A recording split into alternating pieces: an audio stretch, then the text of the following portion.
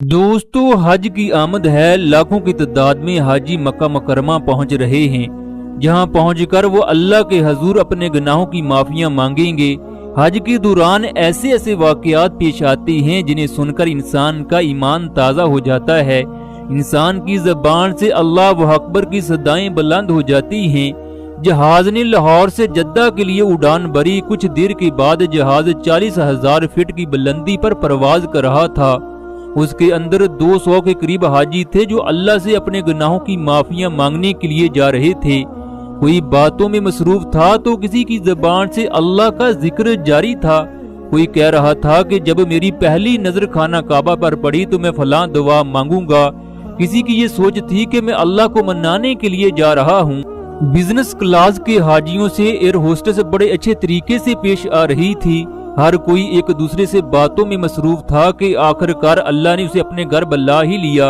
इन तमाम हाजियों में से एक हाजी जिसकी उम्र 40 साल के लगभग थी, वो भी अल्लाह के जिक्र में मसरूफ था।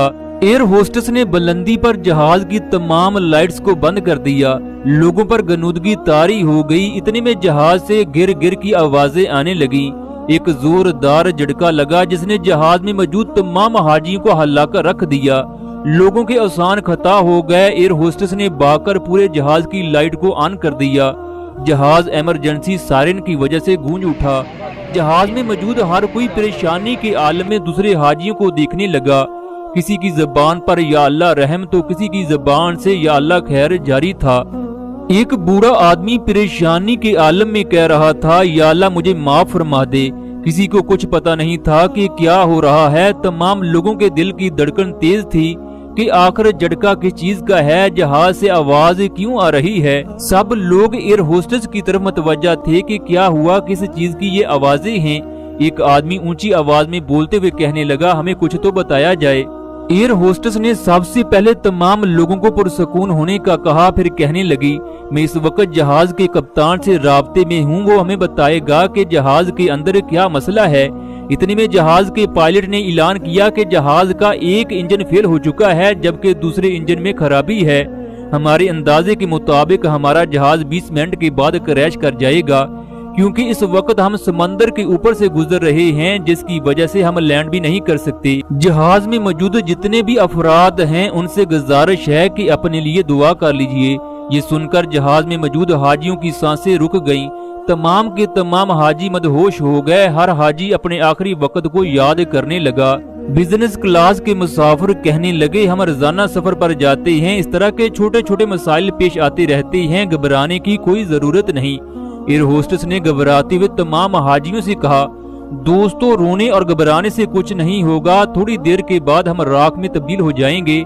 मैं भी आप लोगों के साथ ही होंगी। मुझे अफसोस है कि मैं आप लोगों के लिए कुछ नहीं कर सकती। इसके बाद एयर होस्टेस जहाज के कैबिन में दाखिल होकर एक छोटा सा काले रंग का डब्बा लेकर आई।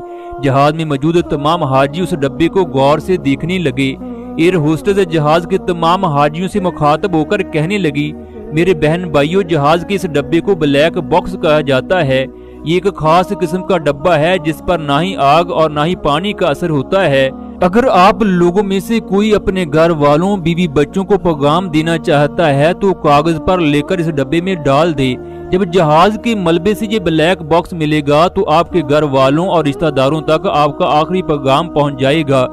इसके बाद एयर होस्टेस ने तमाम हाजियों को कागज और कलम थमा दिए। इन तमाम मुसाफिरों में से 40 साल मुसाफिर अब्दुर्रहमान ने लिखा, मेरे बेटे, मुझे माफ कर देना। जब तुम ये खत पढ़ रहे होगे तो शायद उस वक्त मैं इस दुनिया में न रहूं।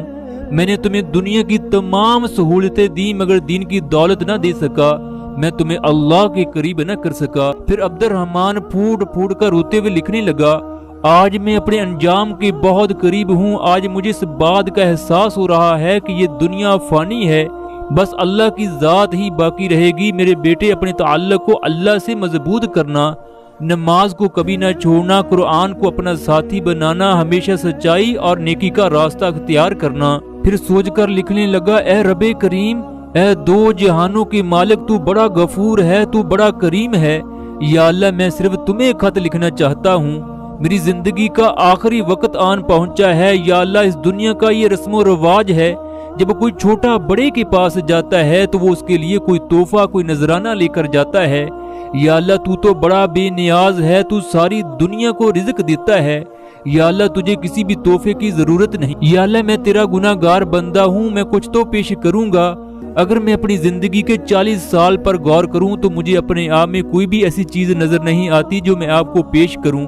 या अल्लाह मैं तेरे सामने पेश होने के लायक नहीं, मेरी सारी जिंदगी तेरी नाफरमानियां करते हुए गुजरी है। या अल्लाह मैं हमेशा सोचता हूँ कि गुनाहों से तौबा करके तेरे सामने झुक जाऊं, तुझसे माफी मांग लूं, तू माफ करने वाला है। या अल्लाह तूने मुझे बेशुमार नेमतें दी मगर मैं उनका शुक्र अदा न कर सका। या अल्लाह मैं माफी मांगना चाहता था मगर शैतान के बहकावे में आ जाता। या अल्लाह मेरी कोई भी इबादत इस काबिल नहीं कि तेरे सामने पेश कर सकूं। या अल्लाह मैंने सारी जिंदगी लापरवाही में गुजारी, मैं सारी जिंदगी सोता रहा, जब जाग आई तो मेरी जिंदगी का आखिरी वक्त आन पहुंचा। मैंने दुनिया की तालीम के लिए 20 साल गुजारे, फिर रोजी रोटी के पीछे भागता रहा, तेरी हदूद को क्रॉस करता रहा। कभी ना सोचा कि तेरी मोहब्बत में क्या किया, तुझसे किस तरह का ताल्लुक बनाया। मैंने सारी जिंदगी 5 वक्त की नमाज अदा न की। या अल्लाह मुझे बचा लेना। जो लम्हात तेरे जिक्र में गुजारना चाहिए थे वो मोबाइल, सोशल मीडिया पर गुजारे, खेल कूद में गुजारे।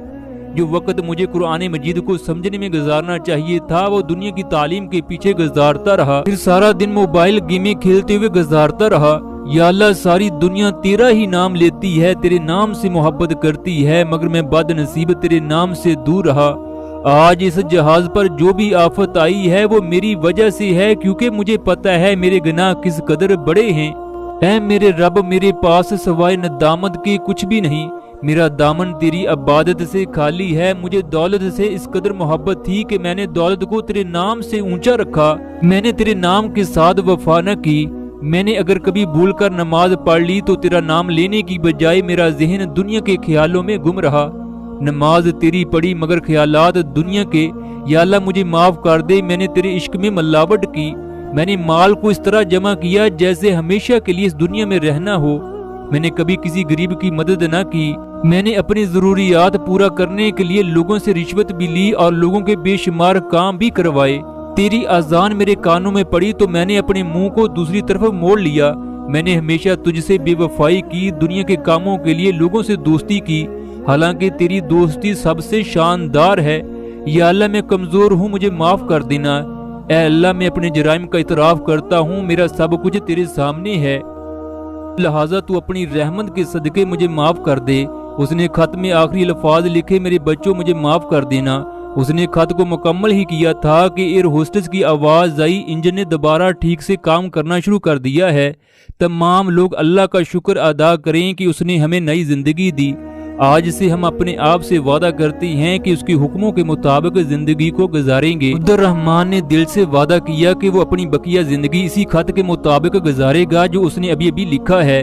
दोस्तों, आपकी और मेरी जिंदगी में वो आखिरी वक्त आ सकता है जब अफसोस के सिवा हमारे पास कुछ नहीं होगा। वो वक्त आने से पहले हमें रब की जानिब लौट जाना चाहिए। अल्लाह ताला हम सबको नेक अमल करने की तौफीक अता फरमाए।